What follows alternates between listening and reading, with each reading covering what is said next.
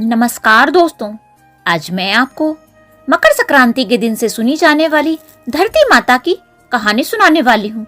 अगर आपको ये कहानी पसंद आए तो उसे लाइक और शेयर जरूर कीजिएगा और नीचे कमेंट बॉक्स में धरती माता की जय अवश्य लिखिएगा। तो आइए सुनते हैं धरती माता की कहानी। प्राचीन समय की बात है।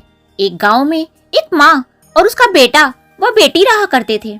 माँ गरीब थी, वह मजदूरी करके अपने परिवार का पेट भरती थी। धीरे धीरे दिन गुजरते गए और बच्चे बड़े होने लगे।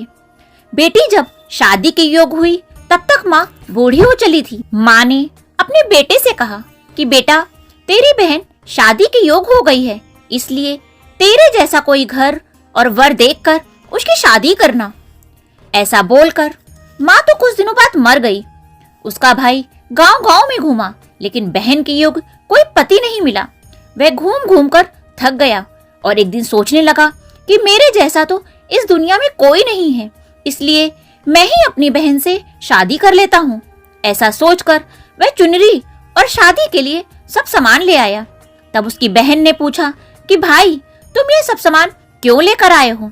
तब उसके भाई ने कहा कि बहन, ये सब सामान तुम्हारी शादी के लिए लेकर आया हूँ। गांव वालों ने बहन से कहा कि तुम्हारा भाई ही तुमसे शादी करने वाला है। तब बहन ने जाकर अपने भाई से पूछा कि भाई, मेरी शादी किससे करवा रहे हो?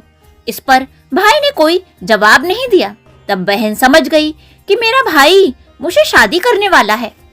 उसने एक लोटे में जल लिया, चुनरी ली और चप्पल पहनकर जंगल की तरफ चली गई। जंगल में गाय चराने वाले ग्वालों ने उससे पूछा कि कहाँ जा रही हो, तो वह कुछ नहीं बोली।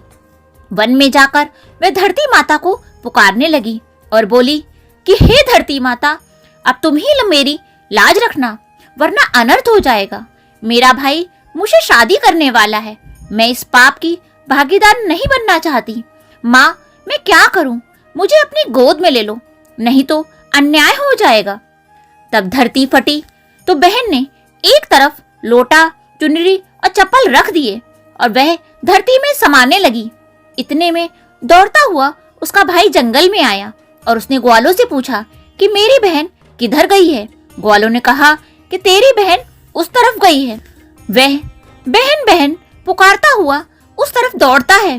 तब तक देखता है कि उसकी बहन तो धरती में समा रही है। यह देखकर वह बहन को पुकारता हुआ उस तरफ दौड़ता है। तब तक उसकी बहन धरती में समा चुकी थी, केवल थोड़े से बाल दिखाई दे रहे थे। वह बहन के बालों को मुट्ठी में पकड़कर रोने लगा और बोला, बहन, तू सत्य के लिए धरती माँ की गोद में समा गई।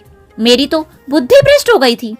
माँ का वचन निभाने के लिए मेरे जैसा कोई योग्य वर नहीं मिला, इसलिए ऐसा विचार मेरे मन में आया। ऐसा बोलकर वह जोर जोर से रोने लगा। पर धरती माँ ने सत्य के लिए बेटी को अपने में समा लिया। जो बाल बाहर बचे थे वे दूब बन गए। इसलिए औरतें धरती माता की कहानी सुनती हैं और चुनरी, चप्पल, लोटा, बर्तन में हरी मूंग और लड्डू कुंवारी कन्या को देती हैं। जो भी धरती माता की कहानी सुनेगा, धरती माता उसको सुखी रखेंगी।